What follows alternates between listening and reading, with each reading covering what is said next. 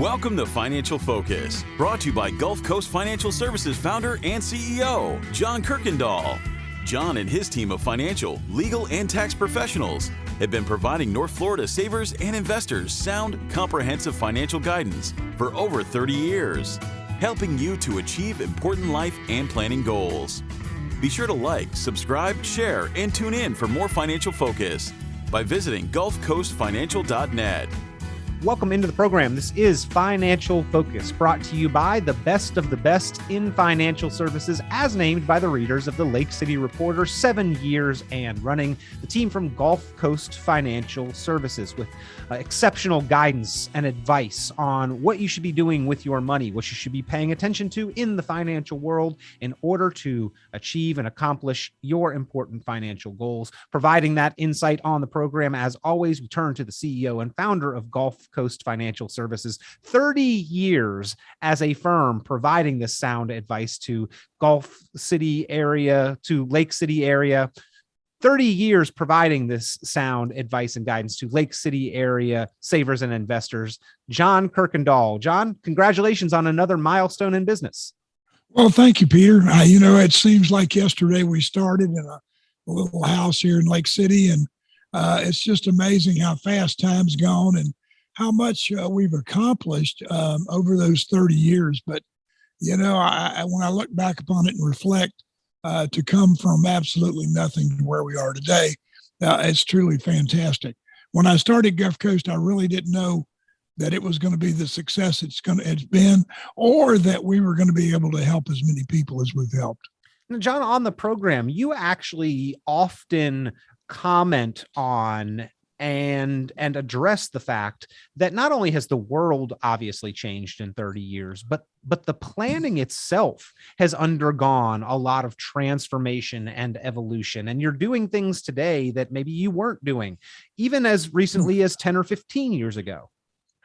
Peter, we're doing everything today that we didn't do 10 or 15 years ago. I mean, the whole environment's changed. Computers have been a great aid to us, but some of the software has actually been able to take that computer advice and concise it down to where it's in English and we all can read it without having voluminous volumes of printouts. So the tax planning we talk about, the Social Security planning, all those things that we talk about on this show are probably within the last 6-7 years, and some even sooner than that.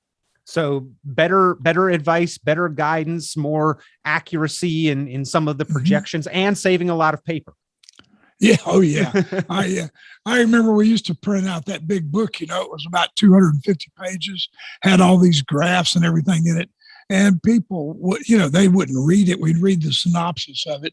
But the information today is so much more detailed. It covers so many areas that everyone out there fixing to retire, everyone planning to retire needs to know. Retirement isn't simple. Planning for Social Security, planning for taxes, planning for how I'm going to draw my money out of my accounts. All those things are complicated, and everyone has repercussions back to other things that affect. I mean, you can mess up your Part B Medicare supplement or Part B Medicare really quick by doing certain things that you shouldn't do. People draw Social Security at 62, and then find out that they get penalized. Just because it's eligible at 62 doesn't mean you should take it if you're working. Yeah, a lot of complexities, a lot of different aspects of planning for retirement that almost makes working for the paycheck seem easy at a certain level. We've got a finite amount of money. We've got to make it last and provide for everything that we envision retirement to be about, and some of the what ifs and potential costs down the road. And so continuing on the mission of providing confidence for savers and investors to move into and through retirement today. John, you've brought along your list. Are you ready to retire? How would you answer these questions? How prepared are you? 12 questions, one page, boiling it down. And ladies and gentlemen, if you would like this report, you can get that either in a digital format or on paper. I'm sure they're willing to provide that to you and get it in your hands, either physically or digitally if you'd like. If you'd like this list, it's great to go over on your own time. 12 issues that you need to have a reasonable level of confidence in the fact that you've addressed them in order to retire and be prepared for retirement. If you'd like the list, pick up the phone, give a call, 386-755-9018, 386-755-9018. But the real value, John and the team, don't move through these issues with you. Make sure that you have addressed them and have that level of confidence. So John, let's move through the list now. Number one, do you know how long you would be able to generate the income you need if your paycheck stopped today? And I like this because it gives us a sense of perpetual preparedness, right? It's not when you retire, it's if it stopped today. And we talked a couple of weeks ago that unfortunately some retirements happen unexpectedly. Well, that's right, Peter, through layoffs, downsizing, also through illness. I mean, we have to be prepared for the unexpected. And so if the only thing you are eligible for is disability, Social Security, how are you going to be able to live for the rest of your life if you can't work? Or how are you going to be able to work or how to survive while we get that next paycheck, while we find that next job? You know, I was watching a movie last night about this mill that closed down, and it devastated the whole community, and everybody was moving, and the jobs were few and far between. If that happened to you, how are you going to survive until you can find that next job? Yeah. And we need to know that along the way. But John, we intend to retire, and we certainly need to have an answer for that transition, which is planned and prepared for. So regardless, just being cognizant that those things can happen unexpectedly. That's why planning as far in advance as possible is important. But certainly as we intend to make that transition, paramount to our confidence and to the reality of success for retirement. Number two, that's right. Do you know how much you have available number two, have you identified and calculated your retirement income gap? This really goes into the how to begin to answer and address number one, not just a simple yes or no question, but how do we answer this question? Number two, have you identified and calculated your retirement income gap? Well, that's it, Peter. What we look at, and we talked about this on every show just about, is we look at the amount of money that we have guaranteed coming in, and then we look at our expenses that we know we're going to have each and every month. And when you look at those, the difference is your income gap. And so how are we going to make that up so that we know that our retirement will survive?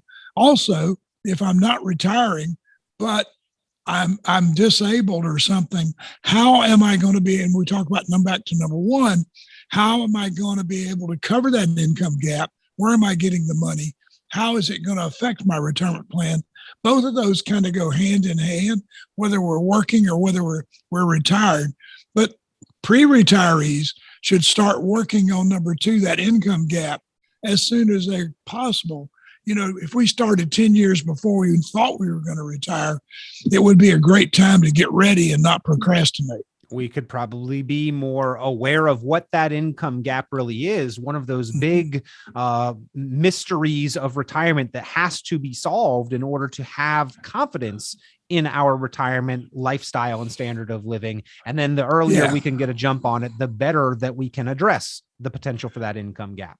Well, I think, Peter, one thing that we've decided is that it's going to take as much money in retirement as I'm making now. So you can't say, well, I don't need to worry about my income gap because I'm going to need less in retirement. That's not the case these days. We need as much or more in retirement than we did when we were working.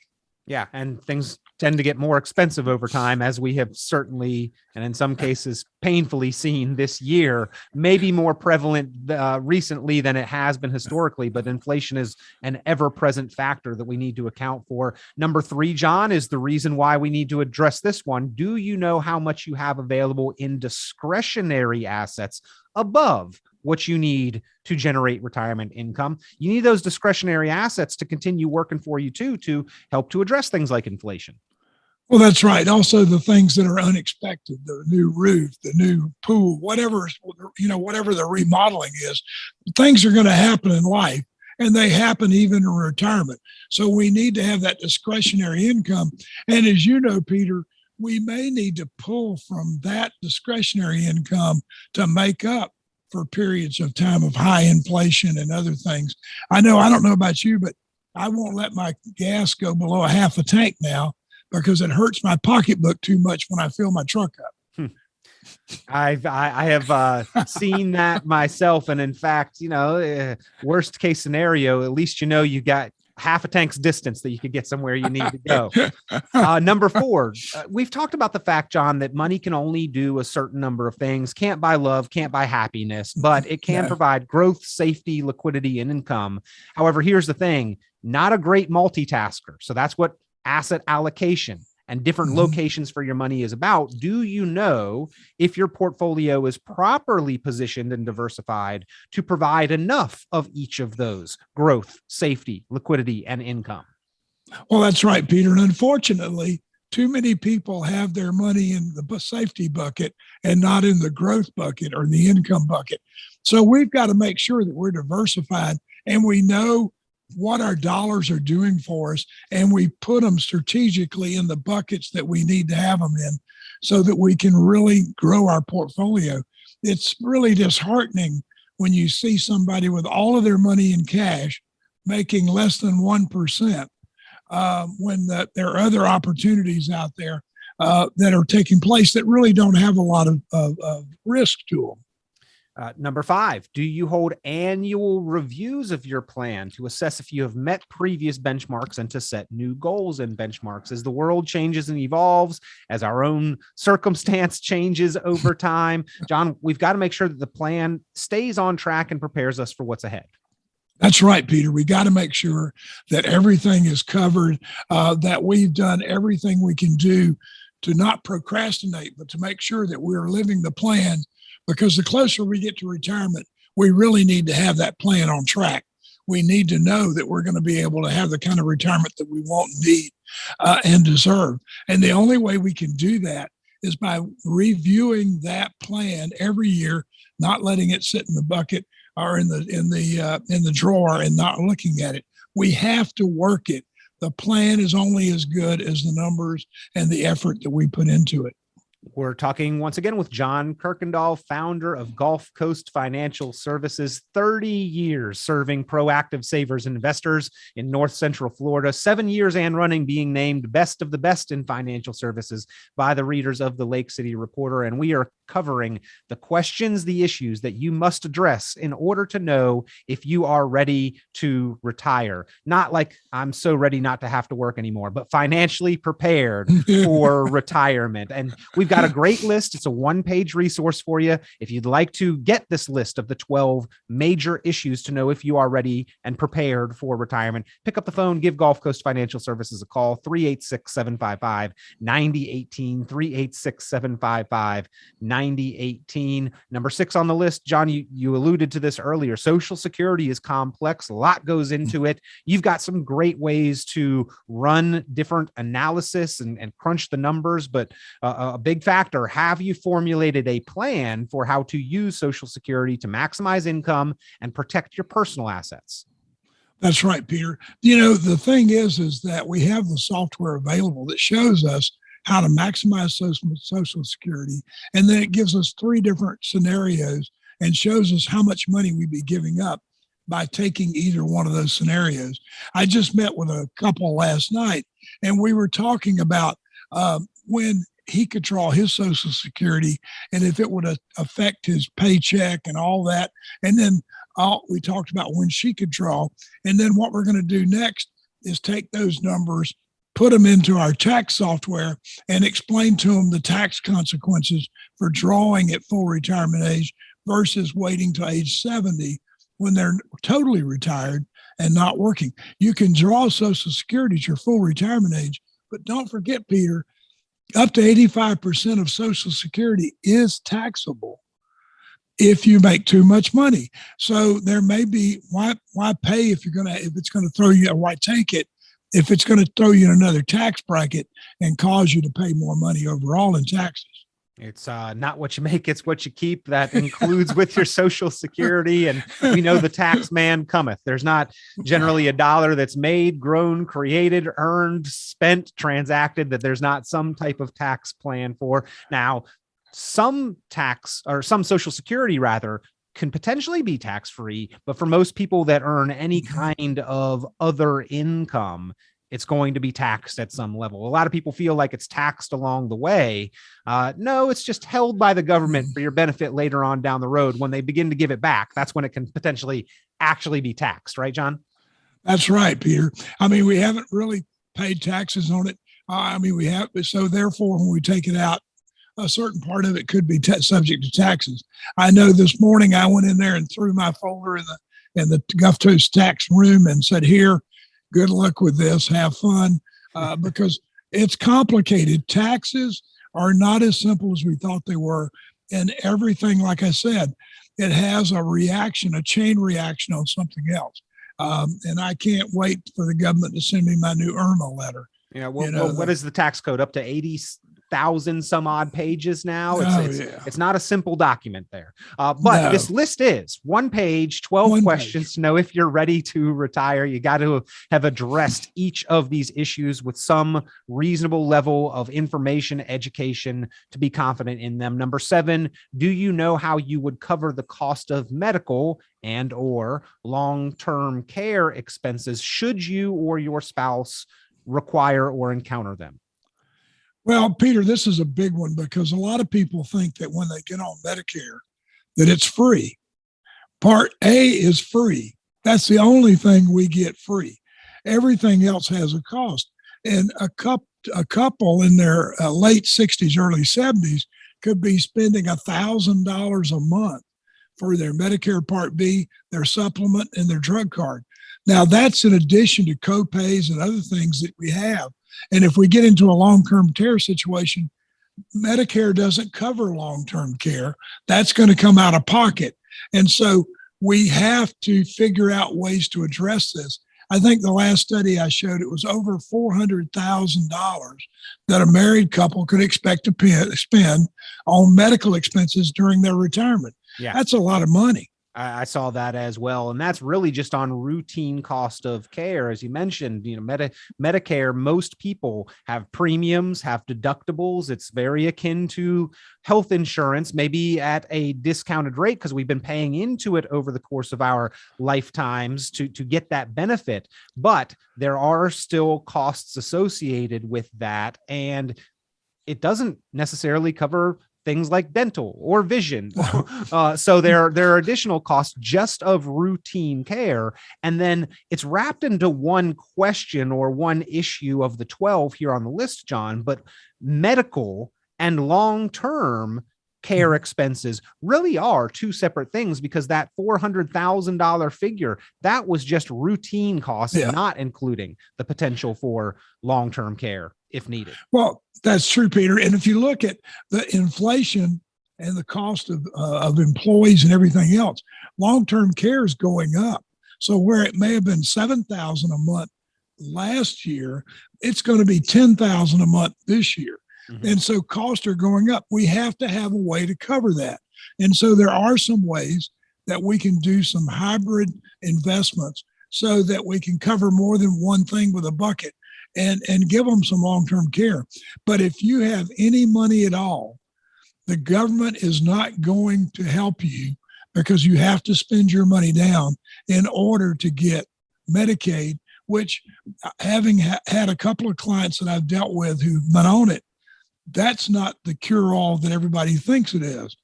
Letting the government decide which home you're going to be in and how far away it's going to be and how much your spouse gets to keep, That's not a lot of fun.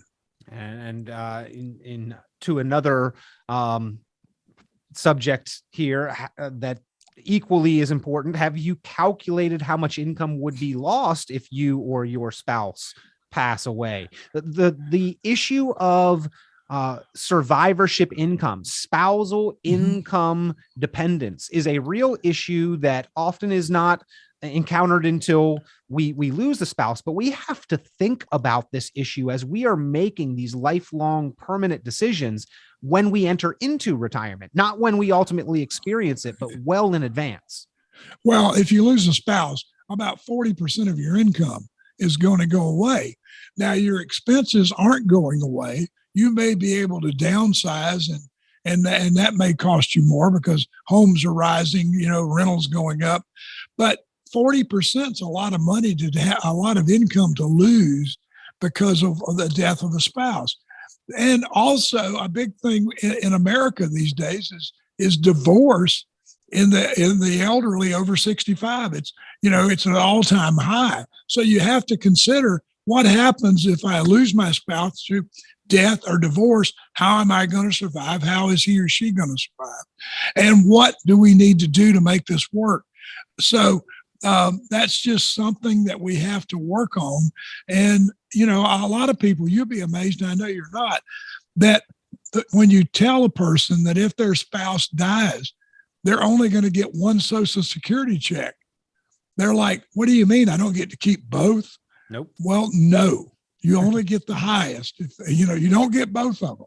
Yeah. And that's why the income streams can significantly change. And by the way, also bumping into a higher tax bracket, going from married filing jointly to single head of household. So absolutely an essential issue to address. Moving to a more positive topic here, number 9 on the list. John, we've been saving for decades, our entire lifetime. We've been looking at this balance on these statements on a sheet of paper. Now it's time to show me the money. How much cash flow can my portfolio generate for me to actually spend and enjoy retirement? We've got to figure that one out. Well, that's right, Peter. And the sooner we figure that one out, the better, because that goes back to the question we were talking about with being safe.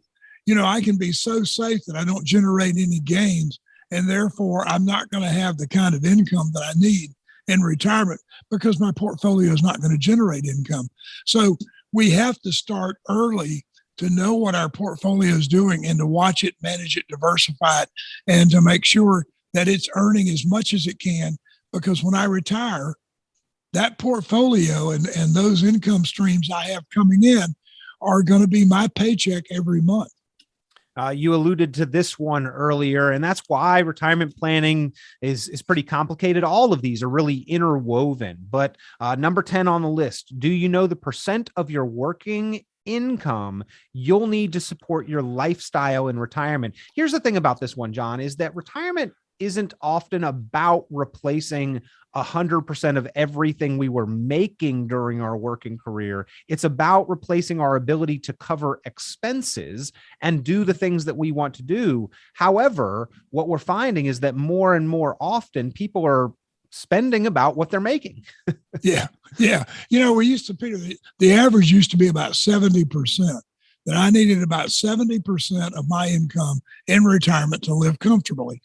I haven't planned with a client this year or last year that came in and said, okay, right now I'm spending $10,000 a month, and when I retire, I'm only going to spend $7,000.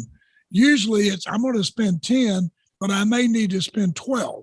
Yeah. And so how are you going to give me that? Because, we're a mobile society. We're in better shape than our parents who retired before us, and we do more things. I mean, I'm a member of this seniors camping group, and this group camps all the time and goes all over the place, just listening to the stories of these 90-year-old women who are out by themselves camping. I mean, it's crazy, but we are mobile. We're in better shape. Our medical is better, and we're going to live longer. We know that.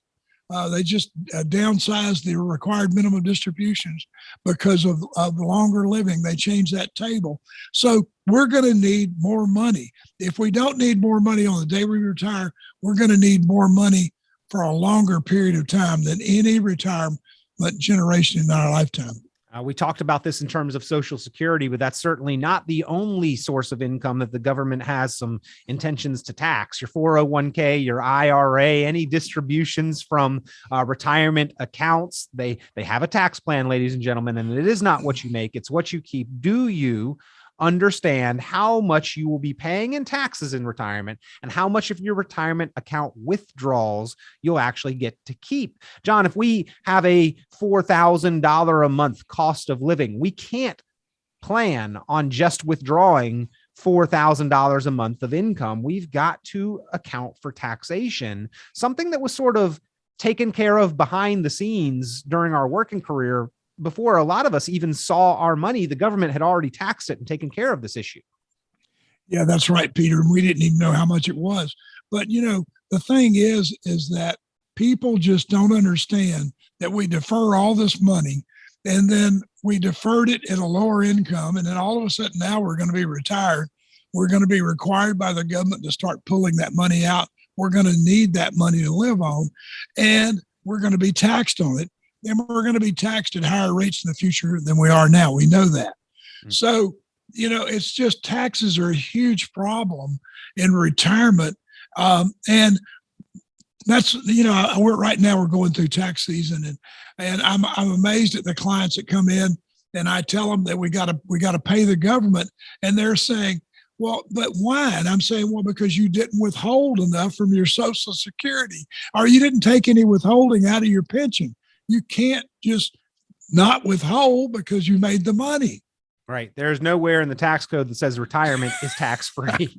Unfortunately for a lot of us, that's a shock because we were told to defer and delay paying taxes on our personal assets, on the 401k, because we would be paying less taxes in retirement. Less does not equal none. And for many of us, our income has gone up, our expenses have gone up. And in fact, we're seeing that it's not necessarily less that we're paying in retirement. We just delayed paying the taxes, but that bill is still there waiting for us. So you got to understand that. You got to calculate it. And John, you mentioned that we know taxes are going to go up. I've heard that we think they may, but actually in current law, they will. So right now is a great time to strategize to help address number 11 and keep more of our money. We know, Peter, that in 2026, that the tax code reverts back to the original tax code that was when Trump was in office. So those tax cuts that we're getting are going to be gone. And I have a hard time trying to explain to clients why we should do this Roth conversion and pay taxes, which affect sometimes their Medicare and Social Security now. And we can get it. It'll be cheaper for us in the long run. But taxes are going up. We know that. Well, if we can pay 12% as opposed to 15 or 22% as opposed to 25, the 3% savings might offset what could potentially be a small increase in Medicare premiums. But those are numbers that you really have to look at, sit down and crunch on a very specific individual basis and figure out what the right strategy is for you, ladies and gentlemen. But it certainly is one of the issues that you need to address in order to have confidence that you're prepared for retirement or you're doing the best things in retirement. Kind of bringing it on home, John, this is where all of these things come together. Do you have a retirement income allocation plan in writing? Well, we talk about this every show, is that we need an income allocation plan that shows us how our income is going to be allocated, what our portfolio is going to do, and we can come up with this income plan that we talk about that shows us how we're going to have sustainable, predictable income that's going to last us for retirement and give us the growth that we need so that we can have that retirement that we want. And if we're short, then how are we going to make it up? Do I work longer? Do I have to defer more now? What am I going to do? How am I going to save so that I can have the retirement I want? And that's why, Peter, I say the sooner we start on this, the better. You don't have to be 65 to start on this plan. You really should start when you're 50. And we should be working towards that retirement now that the kids are gone. And well, their kids are never gone. Let me take that back. But the kids are out of the house. I gotcha. Yeah. and everything's good with you and your wife. Go ahead and sit down. Let's get that income worked out. I think it was a Stephen King novel. Sometimes they come back, right?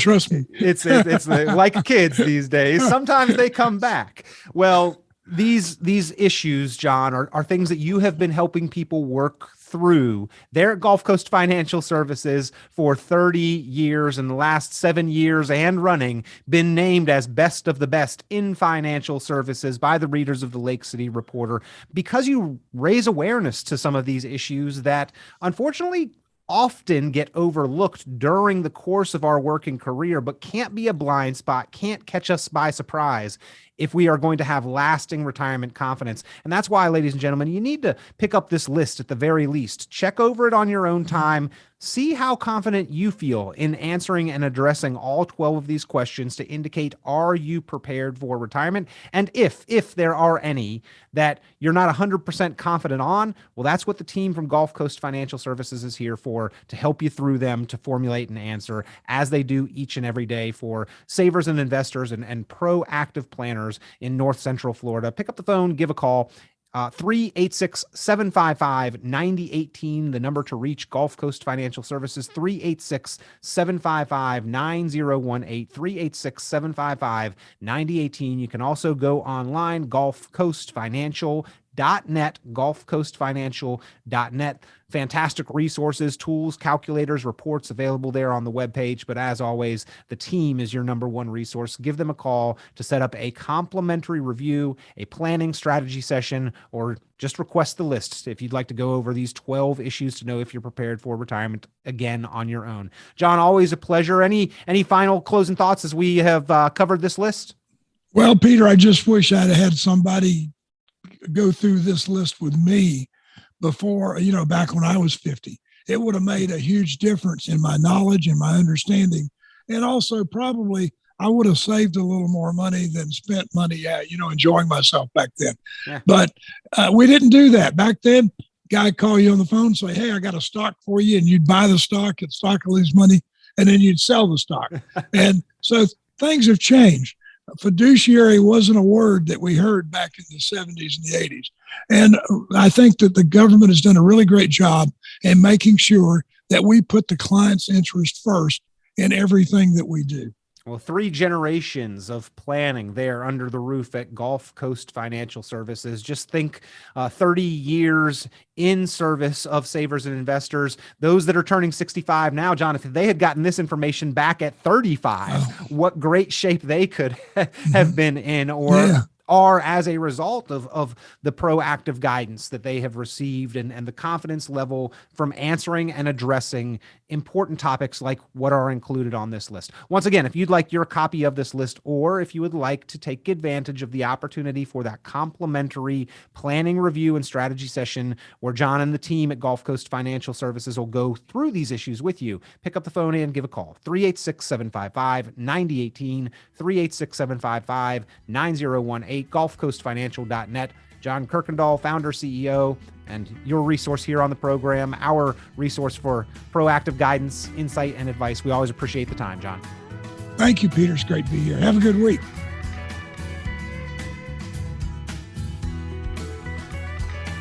Be sure to like, subscribe, share, and tune in for more financial focus by visiting GulfCoastFinancial.net. The information presented on this program is provided for informational purposes only, without warranty of accuracy, completeness, or suitability for a particular purpose. This program is not intended to be and does not constitute financial, investment, legal, or tax advice. This information is general in nature and not specific enough to be construed as advice. You should not make any decision based on the information presented on this program without independent consultation with an appropriately licensed professional or competent advisor. Investment in securities or the market involves a potential risk for loss of principal. Trading, therefore, may not be suitable for all listeners. Annuity guarantees are based solely on the financial strength and claims-paying ability of the issuing company. Withdrawals of growth from annuities may be taxable as ordinary income in the year it is taken. Individuals should review contracts for specific details of the product's features and costs. Early withdrawals may subject the owner to penalties, fees, or taxes. John Kuykendall is registered with and securities are offered through Kovac Securities, Inc., member FINRA SIPC, found online at www.kovacsecurities.com. Advisory services are offered through GulfCoast Financial Services, Inc., a registered investment advisor in Florida. GulfCoast Financial Services, Inc. is not affiliated with Kovac Securities, Inc. or Kovac Advisors, Inc. Past performance is not indicative of future results. All investing involves risk. Investment decisions should be based on your own goals, time horizon, and tolerance for risk. Due to various factors including changing market conditions and/or applicable laws, the content may no longer be reflective of current opinions or positions.